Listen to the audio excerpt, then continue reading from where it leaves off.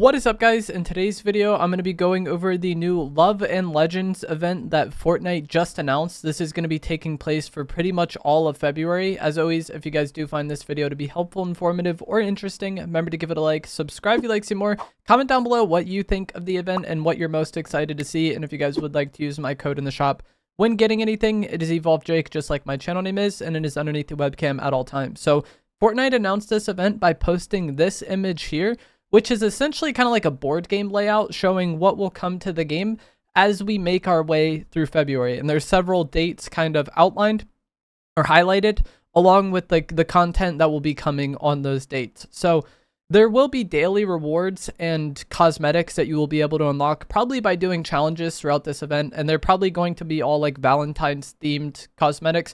We even have a look at like some of them, I think, during this event pass.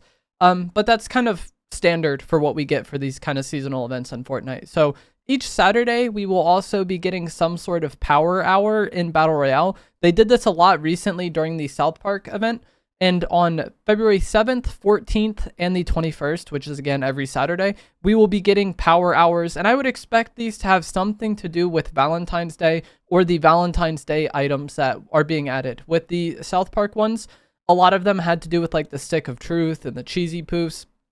And I would expect this one to kind of be similar, but revolving around the Valentine's items that were added and kind of cranking their absurdity up. Maybe like the crossbow gets increased damage or something like that, because we did see the cheesy poofs get increased damage for an hour. Let me know what you guys think of these power hours. I'm not too excited about them personally. I've never been like, wow, I need to get on and play during that 1 hour of time. So I'm sure it's nice for some people, but it's not really something that excites me very much. With how this board is laid out, it seems like sometime between February 7th and the 13th, we will be getting the Cupid's crossbow back in the loot pool, along with the pink storm shield. We don't really know what this is. I've seen some people say that the storm is just going to be pink for the Valentine's update, and, you know, that would kind of make sense. But the fact that it's called a storm shield makes me think it's some sort of item, kind of like the bubble shields. Maybe it shields you from the storm. I don't know. We don't really know much about this, like I said, but the pink storm shield is something that will be coming to the game. And then also on Friday the 13th, the Nightmare Island reload map will be returning to the kind of reload map rotation. We don't really know how long it is going to stick around, but my guess would be about a week or so, because we have more reload content coming. On Sunday, February 15th, the Ice Storm event will be happening in OG, and the Ice King remix skin will also likely be coming to the shop on this date. For the events happening in OG, they're typically just rehashes of prior events, so I wouldn't stress too much about missing this. If you want to watch it in game and you're excited about it, cool, but it's not really the biggest deal like some new live events are. You can go on YouTube at any time and look at the Ice King event that happened in 2019 and, you know, see it that way. So it's nice to see it in game. It's something exciting, but it doesn't need to be the biggest deal, because we saw this event 7 years ago in 2019. On Thursday, February 19th, the Back to the Future Delorean will be returning to the game in Battle Royale.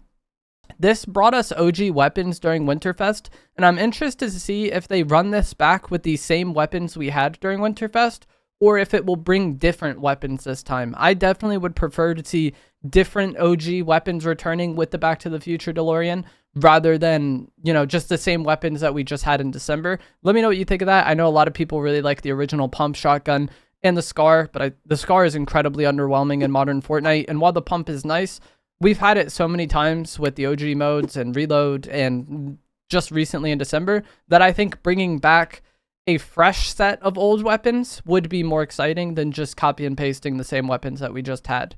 There will also be a new Lantern Fest reload map that's coming on seemingly the 19th as well. And this is why I said I would expect the Nightmare Island map to maybe stick around for a week or so. And then when this Lantern Fest reload map comes out, typically that is like the main reload map for at least a few days or so when they do release a new reload map. So Lantern Fest reload map should be interesting. The last time we got a new reload map was with the launch of Chapter 7. They have the Battlewood reload map. So a new reload map is definitely going to be something that's exciting for those players. There will probably be a refresh of the loot pool as well. I think that typically happens when they release reload maps. An update that a lot of people have been looking forward to is seemingly going to be on a Monday. On the 23rd, the 7 are set to be returning to Battle Royale. They have their little icon on the board on the 23rd.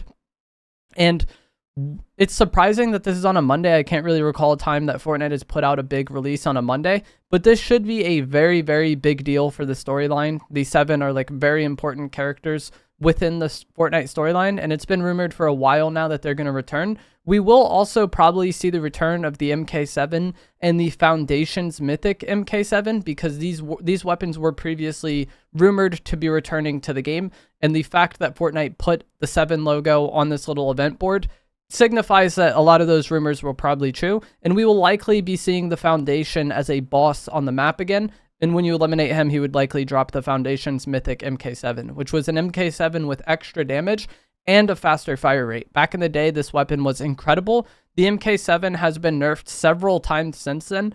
Obviously, you can still get this in Reload, I think, because there's a small chance to get Mythics in Reload. And then also during Chapter 4, Season 4, you had a chance to get the Mythic MK7 from Kato Thorne's vaults when you could, get a random Mythic. So I know a lot of people have been looking forward to the 7 returning and the MK7 returning. I think as far as stats go, if nothing changes, I think the Deadeye AR will probably just be better than the MK7. We recently had the MK7 in Chapter 6, Season 4, and a lot of people weren't even preferring to use it that season. So I'm not the most excited for the MK7 to return, unless we get a lot of other balance changes as well with it or with the other items. After the 7 update, we see a grenade on this little board, and this is what people are calling the Flowberry Mist Grenade. We don't really know what this does, or I haven't seen it spelled out exactly what it does by any leaker, but I think this would be a grenade that just gives the Flowberry effect, but maybe not the shield or healing aspect of Flowberries, because with Flowberries, they're already an AoE kind of thing. You eat the Flowberry, you use the Flowberry Fizz, and then you get that zero gravity effect, and everybody around you also gets that zero gravity effect. So I don't know why they would be turning it into a grenade unless they kind of wanted to remove the healing aspect from it and just have it as a mobility item. Again, that's just an assumption on my part. We'll have to see when it comes to the game. But since the Flowberry already was an AoE effect, I think it makes most sense if they're turning it into a grenade that it wouldn't give heals. But that is going to be it for the Love and Legends event that will be taking place for pretty much all of February. We also know that, I don't know if it's going to happen with tomorrow's update, but sometime soon, the K-pop Demon Hunter stuff should be returning to the game as well, because there's a whole new wave of K-pop Demon Hunter skins coming, and typically the items return with that, and it's already been rumored by several leakers that the items will be returning. So we might see the K-pop Demon Hunter's Void Mask, the Noodles, the Shield Bubble return at some point during this month as well, but it wasn't included on this event pass for some reason, or the event kind of teaser. Let me know what you guys think down in the comments below. If you enjoyed this, found it helpful, informative, or interesting, remember to give it a like, subscribe if you'd like to see more, and I will see you guys in the next one. Thanks for watching.